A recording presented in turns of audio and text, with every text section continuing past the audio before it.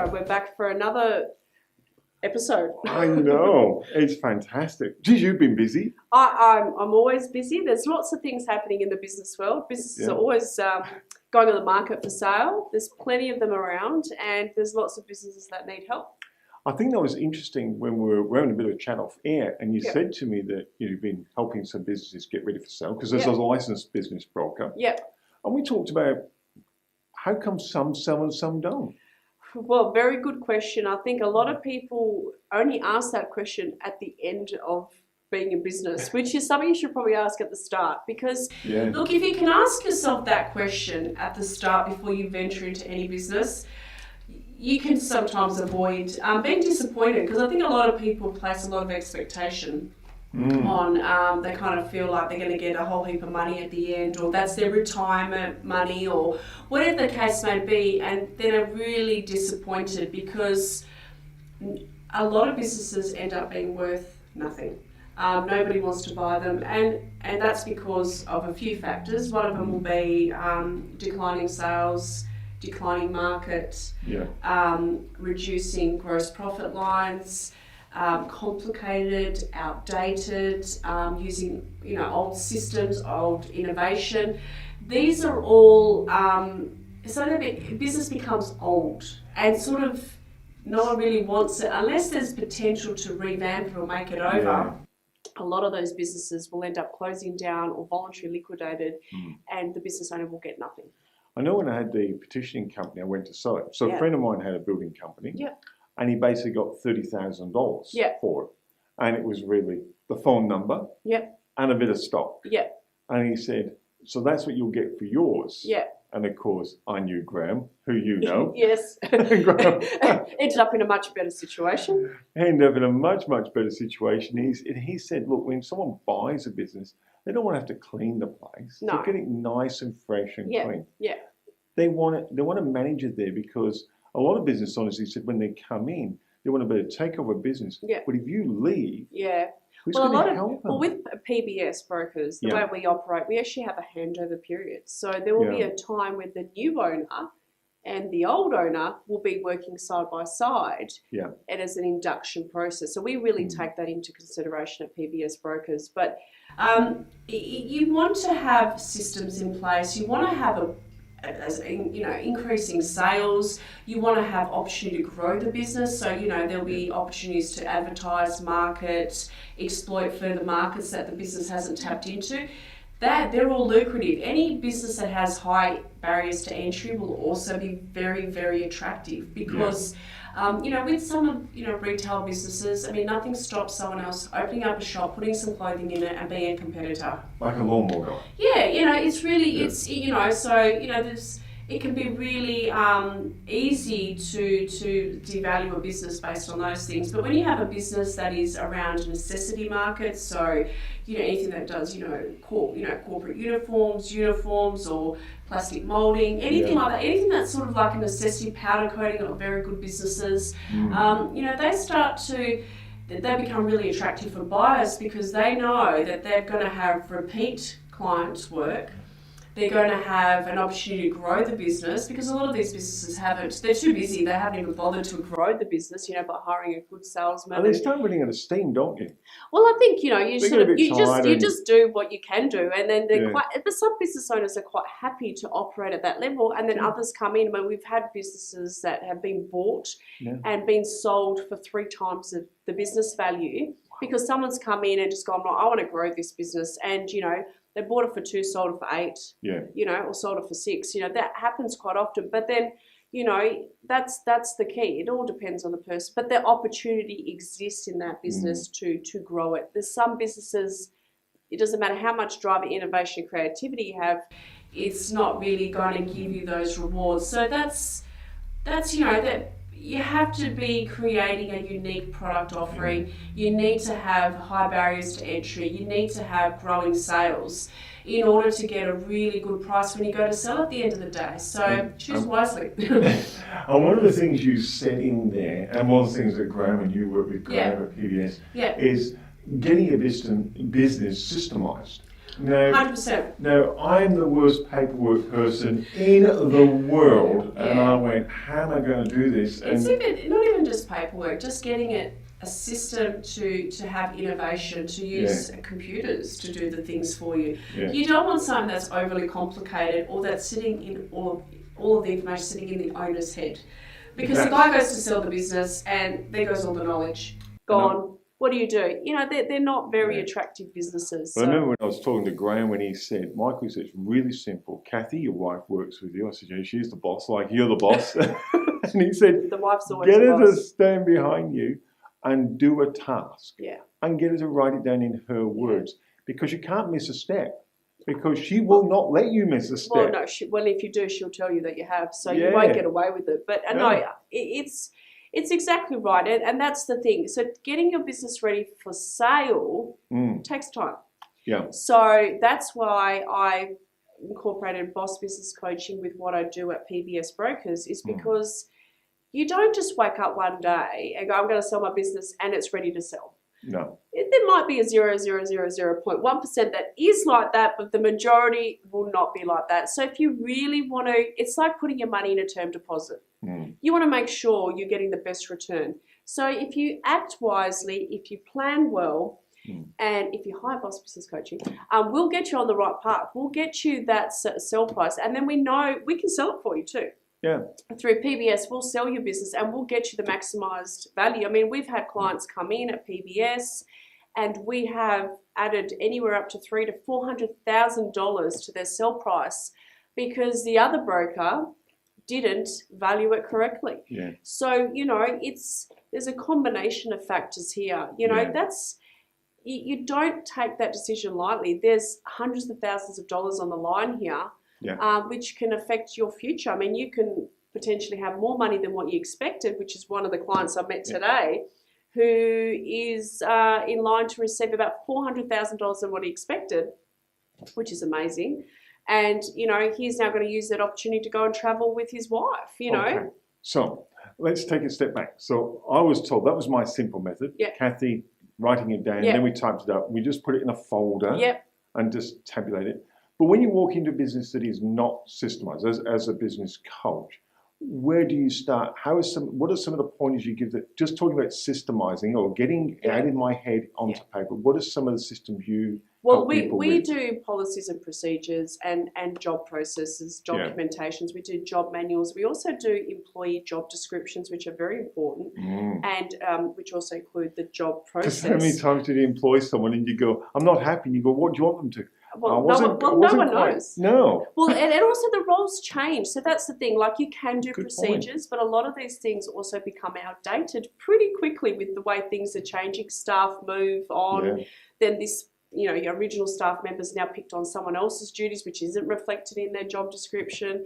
Then they want a pay rise. You know, all these things happen. But, I mean, at the end of the day, you've got to document not only what your staff are doing, but what your job processes are in order to execute from order to dispatch. Is it a difficult process, Alex? Not at all. Well, you're doing it anyway. You're practically doing the process. So document it is, you know, I think for most people it's just time. You run out of time to do it. I'll do it later. It's not like on top of your bucket list. Oh, like of all the things I've got to do, I'm going to sit down and document that process. It's not on top of most business owners. No.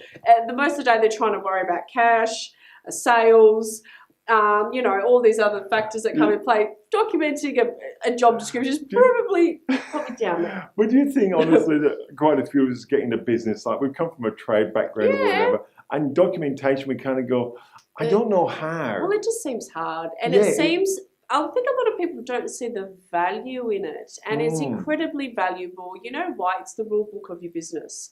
You know, and then by documenting your procedures, you can then benchmark performance. That's the big trick. That's where then it becomes valuable. So we're looking at it from being, you know, not just a quality procedure or, you know, an assurance procedure, but we're looking at it from a performance benchmarking procedure. Once you document how you're doing things, you can measure the performance and then measure how you're going to grow that performance to grow sales, to grow your business value. So there's when you look at it from that perspective, it becomes such a valuable thing to do in your business. But a lot of people don't see it that way. No. They just say, oh, it's a piece of paper, who cares? It sits in a folder, and that's the end of it. As someone who sells businesses, and just talking about the systems and documentation, and you deal with million plus sales. So these people are retiring going, thanks very much. Yeah. Do you find when buyers want to spend that much money, they expect it? And if it's not there, they don't want to? Well, there's so many businesses for sale. I mean, if you don't have it, another business will. It's as simple as that. I mean, there is a lot of businesses on the market. I mean, you only have to look on the websites to have a look. Yeah. A lot of them have price slashed, literally throwing it away because, you know what, the other day there's a big flaw in that business. It's probably a combination of factors: declining sales, no procedures. The market itself that it's operating in is not a market that's sustainable. I mean, a lot of industries are going to be going out of fashion. There's quite a few. There's a lot of new innovation, a lot of new ways of doing business that some of these old traditional businesses are not even going to be needed. So is that what makes, I know with franchising it's something a little bit different, but is that what makes franchising so popular for people to step into because they've got a system they can learn? Well, you look, when you buy a franchise, what do you get from it? You get a business plan, you get a marketing plan. I think that's why a lot of people do go for that, because some people don't have the financial intelligence to actually create those systems and procedures and plans, so they feel comfort in buying that and then getting the support. I mean, franchises also have a lot of their downfalls because some of them are not operated well, but for the ones that are operated well, there's substantial benefits. I think people feel more comfort and more support. So for a business coach, when you step in, say, and I might not be selling my business today. As every we know, business is for sale. No, it really is. You know why? Because someone just needs to come to you with the right price and you go, right, it wasn't for sale, but you know what, that's incredibly tempting. I might just take that and run. No, it's serious. Like we've had businesses that have not been for sale. We've called them up and said, look, we've got a leftover buyer. Are you interested in selling? And all of a sudden, they are. Hold on. Money. Hold on. What's a leftover buyer? You've got them on a shelf, have you? Well, we actually do a PBS. So there's numerous times we have multiple offers, and one of those buyers, wasn't successful. One of them has gone through and they're left over, but they've still got money and they still want to buy something. So we want to help them out. We find them a business. Beautiful. So that's what we do. So for a new business, I know I had to pick up on that one. There's just a few. They're just on the rack. They're everywhere. But you're going as a business coach. So talk about it from coaching aspect now, and you go to a new business, or just maybe one that's been running for a year or 2 years. So they've got their feet under the table, kind of worked out what they're doing now. Yeah. But they haven't got around to the systems and policies. As a business coach, is that one of the first places you start at to tighten them up? Look, what's it like? To be honest, it depends on every business, because there's, I went to a blind place, a blind business on Friday. They sell roller shutters, etc. And I went in there, and the first thing I saw was, I looked at the financials. I'm an accountant, so that's the first thing I do is look at the financials. It tells you a lot. You've got a lot of ticks in your box, like the accountant, business broker. Well, I think it just helps me be an It's very congruent to what you do. None of this is separate. It all plays a part in being the best that I can be to get a good outcome for my clients. So what I noticed straight away is their sales were declining, their gross margins had reduced, and I said, your suppliers will put their prices up. And she said, yep. And I said, why aren't you manufacturing? Well, we can. Well, why aren't you? But this is something they haven't even thought about, because they're just in the daily grind. And they said, well, actually our installer is a manufacturer. He could make the blinds. I'm like, okay, and which blinds could they make? Oh, the top 2 selling blinds. I said, well, that would be quite beneficial, wouldn't it? And straight away, and then they're like, well, come and have a look at this space. And we went upstairs to a platform, and they're like, well, we could install some tables and start manufacturing here. I said, okay. Well, that will improve your sales, improve your gross margin, because you're no longer now paying a manufacturer, you're doing it yourself. and then you've got more control. And it now becomes far more attractive business because it's manufactured. It's no longer just a retail showroom, it's now manufactured. And that's also a very important trait when you go to sell your business. You know, manufacturing is seen as quite valuable for buyers. Is that, as you talk about barriers to entry, I don't want to drift too much, but when you talk barriers to entry, so two retail stores side by side, selling blinds and roller shutters, this one manufactures some of its product. It's going to outweigh it. It becomes more valuable, and it will have a higher business sales value because the profitability will be high. At the end of the day, we can only value businesses on their profitability, okay, and their sales. So, you know, at the end of the day, if you can improve your profitability, you're going to get a better sale price, you know. It was interesting. Someone said to me, why would you get a business coach in? I said, it's like this. If I asked a stranger to look at my business now, they could come up with hundreds of ideas I didn't think of. Yeah. But when you ask them about their business, you know, they say, oh, you're lucky you're in your business. I wish I do. And yet, I'm on the other side going, I wish I had their business because I do this, this, and this. The value that Boss will bring is expertise. Qualifications and hard-earned experience that knows how to deliver results. I mean, at the end of the day, being an accountant, being an auditor, being a broker puts me in a very good position to add value. All those different companies. Oh, look, there is so many similarities between businesses, but at the end of the day, it doesn't take too much to turn a business around if you do it right. That's the trick, and I mean, I don't expect someone, not everyone has those skills.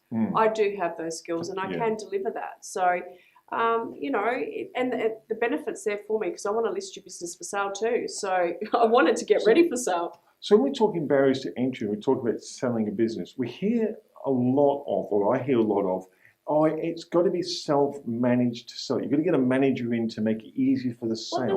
Well, there's both. So we sell two ways. So we can sell under management and you can sell as an owner-operator. Depends on the business. It really, really does. So some people are investors who want to buy a business, but they want it to be under management. They don't want to be involved in the business. They just want to set the cream. And then there's others, a lot of mums and dads, which is predominantly our client base, who actually want to run and be involved in the business. So there is no rules to that. It is determined by the buyers. But they can be operated both ways quite efficiently. With the right systems in place. So, I mean, like I said, some people buy a business because they want to run a business. Others just want the profitability and the cash flow. Now, you say businesses, and I want to touch on, you did mention businesses only sell on, they're priced on their profitability. Now, we hear a lot, what about all my goodwill? Yeah, goodwill, well, goodwill really ends up becoming a calculation between what your net profit is less your plant and equipment. Right. That's the difference. It becomes a number that is like an adjusting number. Look, goodwill is important. A lot of people will debate that when you go to pricing and to the due diligence stage. I mean, it becomes a very intangible kind of number. But in saying that, I think at the end of the day, a person's not going to buy it for goodwill. They're going to buy it because it makes money. Because it makes money. Yeah. End story. I mean, would you buy a business that's declining in sales, but it's got great, like $1 million in goodwill? No, you won't. So, I mean, look, it becomes, people want businesses that make money. End story. And that have room to grow. I was going to ask you that. When they're looking at a business and they go to buy, are the buyers then looking at someone like yourself and saying, if I buy this, are there any areas that you see where I could grow it pretty quickly? Yeah, look, we actually put them, PBS actually does put all of this in their business reports. We actually show them where the opportunities lie in terms of marketing, advertising, engaging a sales rep, emerging into new markets that haven't been explored yet. So that actually is incorporated into our reports. And these reports are provided to buyers once they sign a confidentiality agreement, if I can talk properly. I am a blogger, I like to talk fast. And you know, that's where they get all that information. So look, you know, they're guided with that. Always there to support them if they need that additional support. But also a lot of business owners a lot of buyers that buy businesses are all business savvy. They've all owned businesses before. So, but we're always there to support them as well. You know, you're saying there's a trend, like you were talking about manufacturing, you're talking about like the clothing businesses or uniform businesses and so forth. Are these businesses tend to have a trend of having contracts attached to their business that gives them a bit of an edge? Well, it can be seen two ways. Sometimes people don't like contracts because they'll say, what happens when the contract ends? So it can be a double-edged sword sometimes. It really is. It is just different. There is no rules when it comes to this. But look, we've got one business at the moment that's got over $2 million of future works in the books. Over a 2.5 year period. Now, of course, that's going to give comfort to anyone who's buying a business. Gives them a bit of a contract. Because I think a lot of people get worried that when they buy a business, that all the customers are going to go. Yes. Okay, that's a concern. So having contracts that are over a 12-month period gives you time to settle into a new business, build your own relationship with the customer, and it sort of gives people a bit of protection. So that's. But another thing is, you might have one client that represents 60% of your business. That becomes a really risky business to buy, because what about if that 60% customer leaves? So it really is a case-by-case scenario. But the reality is, having a return client base is obviously looked upon favourably. Having, government contracts, defence contracts, having contracts with larger businesses is also viewed as favourable. But anything that's predominantly cash based or there's no sort of contracts will always be more riskier, because at the end of the day, buying a business is all about assessing the risk of that business and how comfortable you are with that risk and buying that business. So that's where I feel buyers come in. It's risk, right? You just worry. I mean, everyone, it's a gamble. But, if you do your due diligence correctly and you pick wisely, you're minimising risk and therefore you're increasing your chance of success. So this is interesting because people talk about money. We've talked about profit and so forth, and people borrow money to buy business. And I've seen a few people borrow the whole lot and buy business and leave them, but they leave themselves no wriggle room, no investment room. If someone's buying in terms of innovation and growing the business, you've been investing in capital. Do you, when buyers come to you and you say, well, say the business is 1.2 million, do you like them to have a bit of cash reserve? We actually do that. We qualify buyers. So we use a few different systems where we do that. But also, just talking about lending at the moment with the Royal Commission that is happening, is that there is a big far more strategic movement with banks. They are really looking at lending differently. And the amount that they're willing to lend, is being significantly, it's been reduced. So really, people that could have borrowed $100,000 before could probably only, $1 million could probably only borrow $800,000 now, because also the equity in their homes have reduced as well with the way the market is. So they've also got less borrowing capacity. So I think banks have actually stepped in and doing that process as well now. So I think they will over lending at some stage potentially. And so with the Royal Commission coming in and the spotlight being on banks and lending practices, there's definitely been a clawback in how much they're willing to lend. And when you're looking at a business, someone says, look, I'm going to buy this. Do you say, right, if you're buying a business, you really need 3 months operating expenses in the bank? We do working capital. So we always look at working capital. We look at inventory. We look at, debtors and creditors. And that's also in the report. So we'll also work with buyers and sellers to produce cash flow forecast to give people an idea of how much working capital is required. And then that can also be negotiated in the price, because if there is an expectation that a certain amount of stock needs to be purchased just after they buy the business, usually that will be deducted from the purchase price to give this buyer some grace. And when you said about businesses, and there are some businesses going out of fashion. Technology changes. Look at Kodak. It really is. They didn't believe in digital. We don't really hear about them that much. Kodak didn't believe in digital, and I don't think that's worked out for them really well. So, innovation is changing the way we do business. Technology is changing the way we do business. It's far more on a global scale. It's digital. And it's probably a bit more virtual than what we're used to. So, we've got, you're going to be able to buy your own cars online. You don't have to go to a car yard anymore.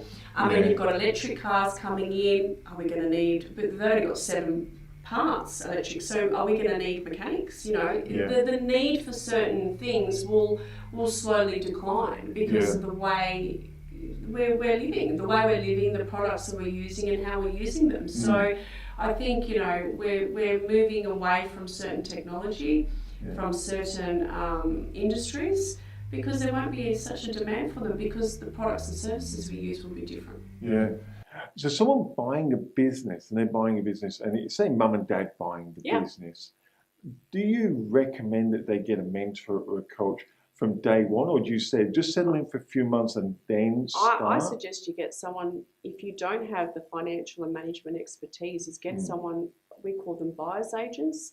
They can come along, you know, we do that at PBS, I do that as well through Boss, is go and help you qualify a business to purchase. So a lot of, you hear it all the time. I mean, there's a lot of businesses that they buy a business and 12 months later it's finished, it's done. Yeah. And, you know, it becomes really really hard to know why it went wrong. Was it because they didn't hand over right? Was the business not as good as what they thought it was? So, you know, really having someone with a financial background and a business brokering background come in and assess the business, because we see businesses all the time. Yes. We become, you know, we see them day in, day out, all different businesses. You can really start to pinpoint where there's red flags and which ones you should avoid. So I think, you know, choose wisely before you part with your money. Yeah, because it's a huge investment. It is massive, and getting it wrong has real lasting financial consequences. I mean, you can lose your home, you can lose your marriage, you can become depressed, stressed. You know, there's a lot of people that get it and they regret. You know, do your due diligence, check. Don't just jump in. You know, people get really excited and don't check. I was going to say, do you find a lot of people just go, this looks so cool? They try and cut the corners too. A lot of people might not want to pay for an accountant or a lawyer or whatever. They sign an agreement which becomes really unfavourable. All I can say is, please, people, check before you sign. Really go and get some advice. Check before you buy. Make sure what you're buying is what you're buying. Because a lot of buyers... It might cost you a few thousand. Yeah. But it's better than losing hundreds of thousands. And I find, you know, people in the past I've had experience with who's fallen into big holes. They're bought on an emotional basis. The premises the premises look really fancy. Yeah, or you know, it looked good on paper. You know, businesses can look good on paper, but are they good in practice? You know, and sometimes you're just out of your depth. You know, you don't have the certain level of skills and expertise required for that business. So, if you've never bought a business, it's different than running a business. When you're going to buy, you don't know what's been hidden, what's been swept under the carpet, 100%. What's just been glossed over. Yeah, and look, and if you don't have experience in that industry, there could be some certain things that are very disadvantaged that you're not even aware of because you don't know. You know, knowledge is power. If you don't know certain things, how can you identify them? And I suppose it applies the other way around. If someone's like yourself, an experienced business broker, we see things as soon as we walk in. Honestly, you see gold as well. Oh yeah, we see opportunities. Oh my goodness, we see both. It's not. It's both things. You know, our objective is to highlight the opportunities, but also highlight the weaknesses and the threats. Yeah. Ultimately, we want the best for our clients, so we don't want to fail anyone. No. So we take pride in what we do and how we do it. So someone buys a business and they're stepping in on day one and they've done all their due diligence, that someone like yourself help them with due diligence.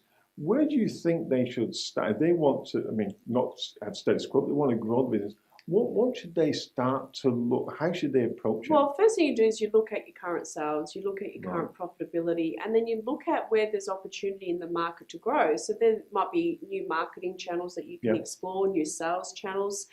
There's always new types of customers that you can acquire. So that's where I would say, so looking at new client acquisitions, so seeing, you know, where you've actually got some clients in a certain industry, but you haven't really fully exploited that. So you could go and, you know, get a sales rep to go into that particular area and you know, exploit that further and get some more clients. So there's always opportunity to get clients, always. And you know, when you start in a business, and look, I've been guilty of this, you get so into it straight away, you get so busy, you don't seem to be able to extract yourself from the business. You're in the business. You're no longer working on the business. You're in the business and you can't see. And that provides, I suppose what we do is we lose a bit of clarity. We lose transparency. And when we don't see the opportunities, it's like everything. If you see something every day, day in, day out, you miss, the opportunities on the sides that are there for the taking.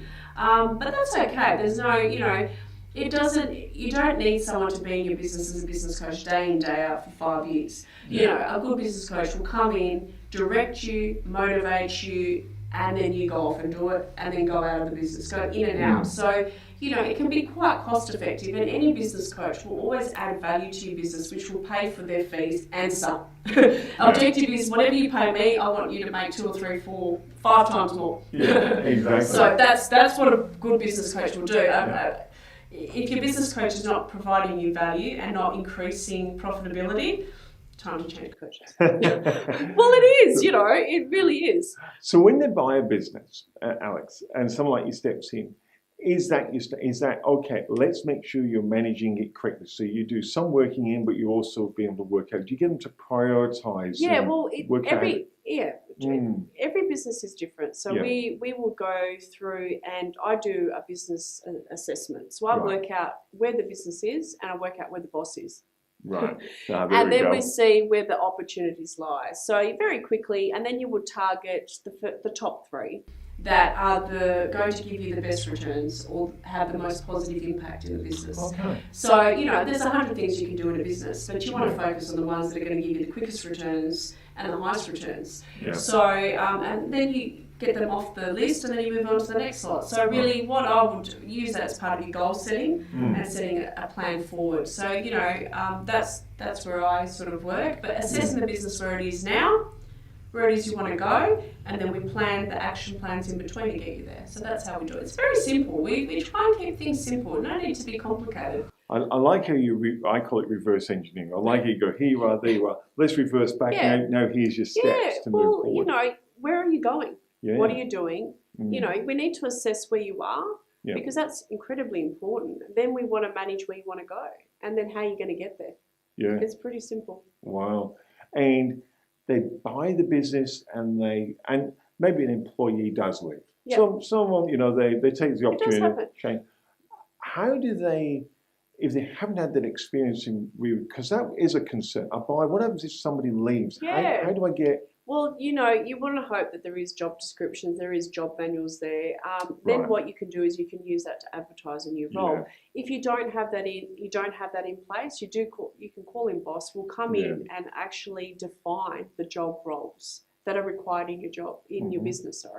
And that's really important because sometimes you may be overstaffed or you have staff in the wrong areas, which aren't sort of servicing the business to its best. Or highest and best use. So we will do that for you. It's not a costly exercise, but it can become incredibly valuable. You might be that role's no longer required, or it's changed, or it needs to be separated between other staff. So I think it's always valuable to reassess how you're delivering your products and services to clients and how your employees fit into that and what roles they play and what jobs they play. I think the employee one's really interesting. When you were saying that, I thought, geez, I wonder how many times companies you've grown and everyone's just starting a position. Yeah. But then you've got somebody to start, and you may be missing a golden opportunity. You're kind of going, I didn't know they could do this. And you could have got them in a better role. Yeah, exactly, and in getting a better result for the business. So, look, you should always look at reviewing. I believe every business should review the way it performs and the way it operates 6 to 12 months. Because the world is moving so quickly, economy is moving so quickly, your competitors are moving quickly. You can't really afford to not do it. No. But that takes time. You need to sit still. And in business, you don't really do that, do you? Running here, running there, doing this, doing that.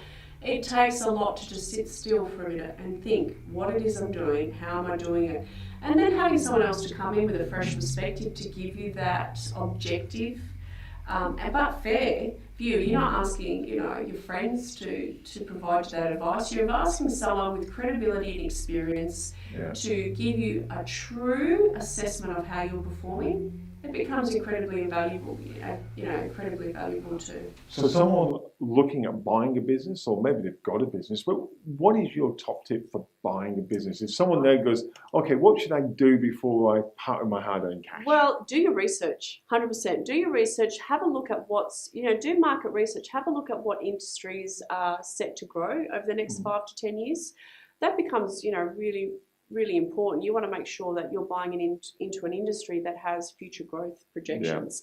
Make sure the industry that you're looking at isn't a declining industry as well. So making sure that there isn't some sort of innovation expected to come in the next few years, which will see that supply and demand significantly reduced.